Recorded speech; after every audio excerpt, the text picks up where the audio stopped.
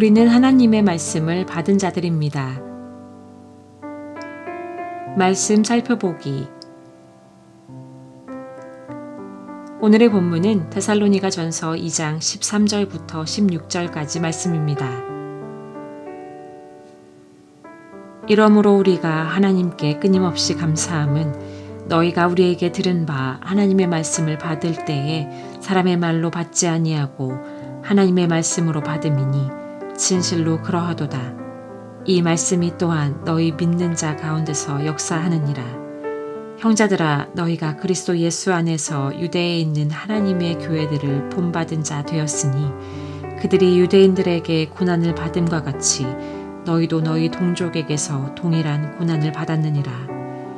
유대인은 주 예수와 선지자들을 죽이고 우리를 쫓아내고 하나님을 기쁘시게 하지 아니하고 모든 사람에게 대적이 되어 우리가 이방인에게 말하여 구원받게 함을 그들이 금하여 자기 죄를 항상 채우매 노하심이 끝까지 그들에게 임하였느니라. 오늘의 팁. 오늘 본문 15절, 16절을 헬라어 원어로 살펴보면 사용된 동사들에 있어 시제의 차이가 있음을 알 수 있습니다.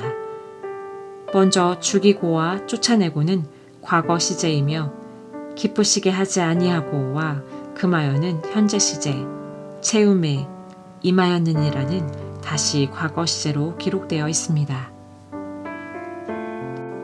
말씀 이해하기. 데살로니가인의 교회는 바울로부터 처음 복음을 전해 들었을 때에 사람의 말이 아닌 하나님의 말씀으로 받았습니다.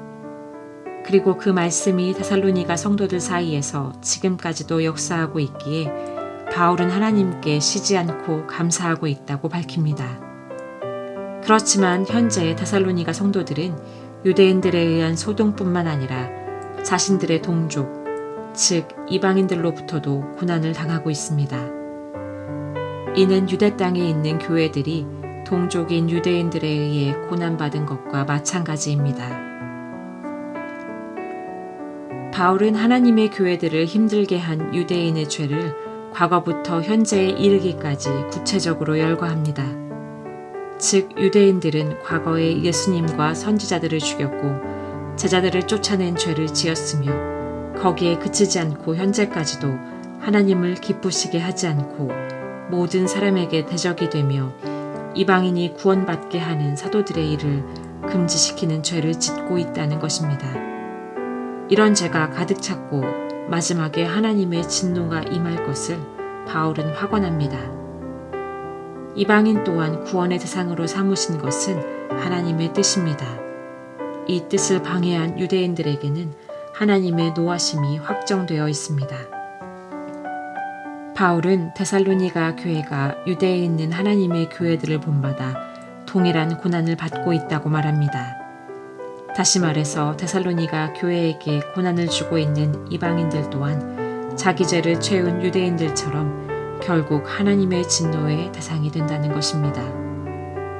유대인뿐만 아니라 동족인 이방인들에 의해 안팎으로 고난당하는 원독자들의 상황은 결코 쉽지 않았을 것입니다.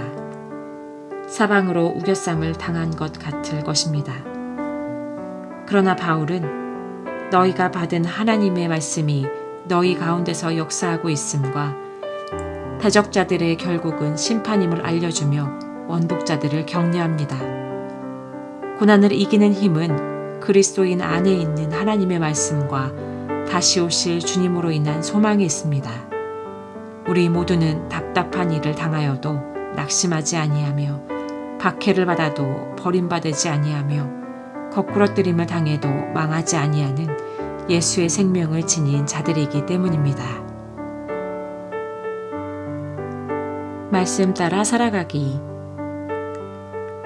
하나님의 말씀이 지금 나의 삶에 역사하고 있습니까? 언제 어디서나 말씀의 능력이 나타나는 삶이 되도록 기도합시다. 말씀대로 기도하기. 기독교로 개종하여 동족 무슬림으로부터 따돌림과 핍박을 당하고 있는 이들이 낙심하지 않고 믿음을 지켜갈 수 있도록 함께 기도합시다.